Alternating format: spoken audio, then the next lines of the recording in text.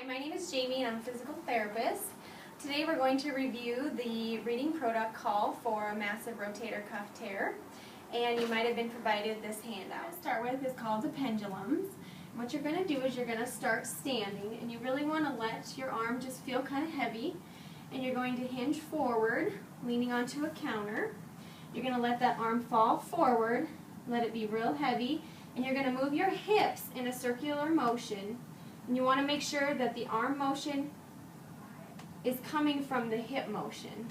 So you don't want to actively move that arm, you want your hips to do the moving. I also like to explain that it's like an elephant trunk. You just let it hang.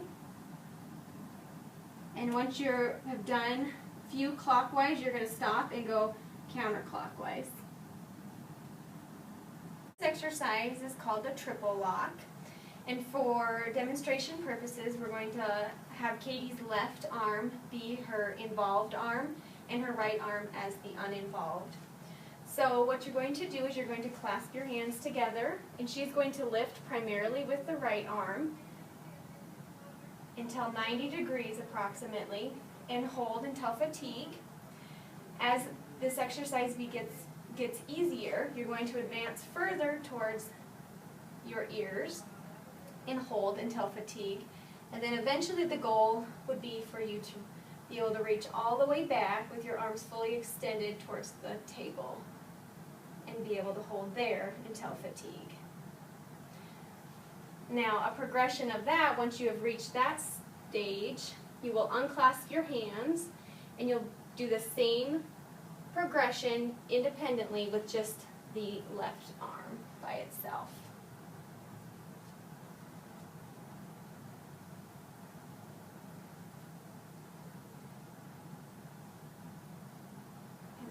Back. Once you are able to fully lift your involved arm all the way back over towards your ears, you will advance on to the next exercise called the weighted forward flexion.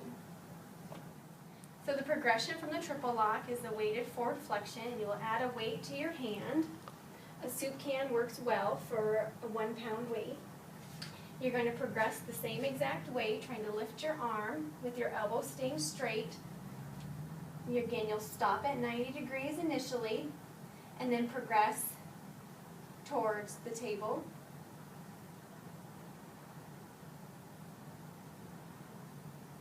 And then return back. As that gets easier, you will eventually begin to lift up your trunk. And you can do this at home with pillows building up or a recliner. So we'll demonstrate here with plinth. And you'll lift the same thing again, 1 pound weight, all the way back towards your ears.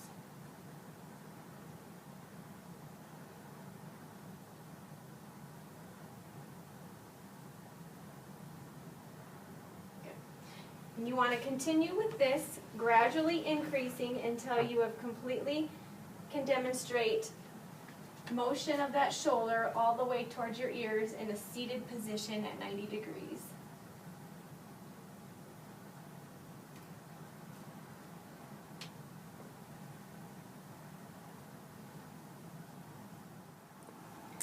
Okay, so this exercise is called the Concentric Deltoid Contraction.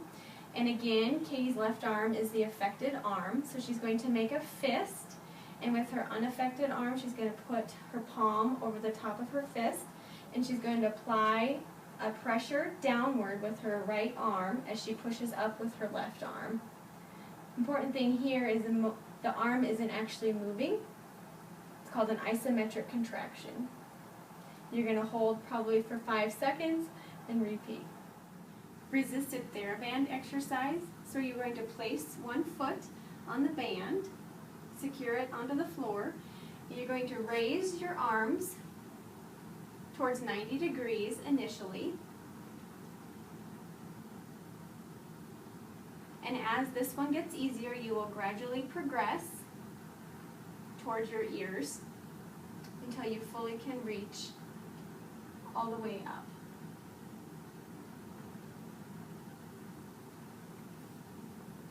The important thing here is making sure your motion is straight forward from your body and not angled out to the side. This concludes the reading protocol.